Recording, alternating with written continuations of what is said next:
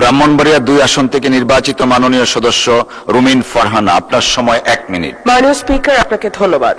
মাননীয় স্পিকার, আমাদের ব্রাহ্মণবাড়িয়া জেলার সরাইল উপজেলার 9টি ইউনিয়নে প্রায় 3.5 লক্ষ মানুষের জন্য একটি হাসপাতাল আছে যেটি মাত্র 50 শয্যা বিশিষ্ট, এবং সেই হাসপাতালটা নিজেই একটা রোগীর মতো, কারণ এখানে প্রয়োজনীয় সংখ্যক চিকিৎসক, কর্মচারী, চাহিদা মাফিক ওষুধ, অত্যাধুনিক যন্ত্রপাতি, এই সকল কিছুর সংকট বিদ্যমান।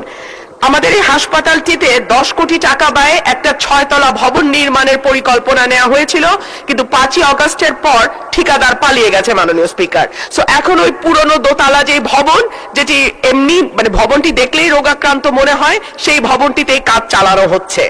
জানা গেছে এই হাসপাতালে কনসালটেন্ট সহ চিকিৎসকদের 9টি, নার্সের 6টি, মেডিকেল টেকনোলজিস্টের 2টি, ফিল্ড স্টাফের 15টি, স্বাস্থ্য সহকারী 8টি এবং আদার্স 19টি, প্রেষণে থাকা পদ সহ 64টি পদ শূন্য রয়েছে।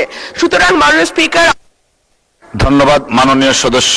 ব্রাহ্মণবাড়িয়া 2 আসন থেকে নির্বাচিত মাননীয় সদস্য রুমিন ফারহানা, আপনার সময় 1 মিনিট। ধন্যবাদ মাননীয় স্পিকার।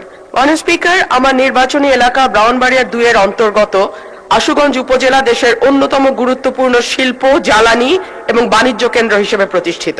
এখানে দেশের অন্যতম বৃহৎ 1500 মেগাওয়াট ক্ষমতা সম্পন্ন বিদ্যুৎ কেন্দ্র, আশুগঞ্জ সার কারখানা, পেট্রো বাংলার গুরুত্বপূর্ণ স্থাপনা, নৌবন্দর, সাইলো, গ্যাস কম্প্রেসার স্টেশন সহ একাধিক রাষ্ট্রীয় গুরুত্বপূর্ণ স্থাপনা বা কেপিআই আছে। পাশাপাশি 4 শতাধিক চাতাল কল, auto rice mill, dryer industry, প্রায় 40টি বাণিজ্যিক ব্যাংকের কার্যক্রম আশুগঞ্জকে জাতীয় অর্থনীতির একটি শক্তিশালী কেন্দ্রবিন্দুতে পরিণত করেছে। দেশের মোট চালের চাহিদার প্রায় 25% আসে আশুগঞ্জ থেকে, এবং বিপুল সংখ্যক ব্যবসায়ী, শ্রমজীবী, পেশাজীবী মানুষ এখানে বসবাস করে এবং কর্মসংস্থানের সঙ্গে যুক্ত। এর ধারাবাহিকতায় আশুগঞ্জ এলাকায় দ্রুত জনসংখ্যা বৃদ্ধি পেয়েছে, বাজার, শিল্পাঞ্চল, আবাসিক এলাকা, নগর গড়ে উঠেছে। মাননীয় স্পিকার, আমার দাবি হচ্ছে এই আশুগঞ্জকে পৌরসভা ঘোষণা করা হোক। মাননীয় স্পিকার, ব্রাহ্মণবাড়িয়া জেলার অন্তর্গত সরাইল উপজেলা দীর্ঘদিন ধরে নদী ভাঙনজনিত ঝুঁকিপূর্ণ এলাকা হিসেবে পরিচিত। বিশেষত মেঘনা নদীর অব্যাহত ভাঙন প্রবণতার কারণে এই অঞ্চলের তীরবর্তী জনপদ সমূহ প্রতি বছর মারাত্মক ক্ষতির সম্মুখীন হয়। বর্তমানে পানিশ্বর ইউনিয়নের পালপাড়া, শাখাইতি ও সোলাবাড়ি গ্রাম এলাকার নদী ভাঙন অত্যন্ত তীব্র আকার ধারণ করেছে, যা প্রতিদিন বর্ষা সামনে আসছে এবং এই ভাঙন প্রতিদিন আরো খারাপের দিকে যাচ্ছে।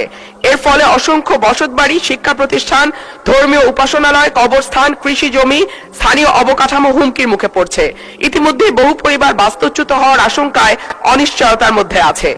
অত্র এলাকায় যথাসময়ে কার্যকর প্রতিরোধমূলক ব্যবস্থা গ্রহণ না করা হলে পরিস্থিতি আরো ভয়াবহ আকার ধারণ করতে পারে, যা স্থানীয় জনজীবন, খাদ্য নিরাপত্তা, আর্থসামাজিক স্থিতিশীলতার উপর দীর্ঘমেয়াদী নেতিবাচক প্রভাব ফেলবে।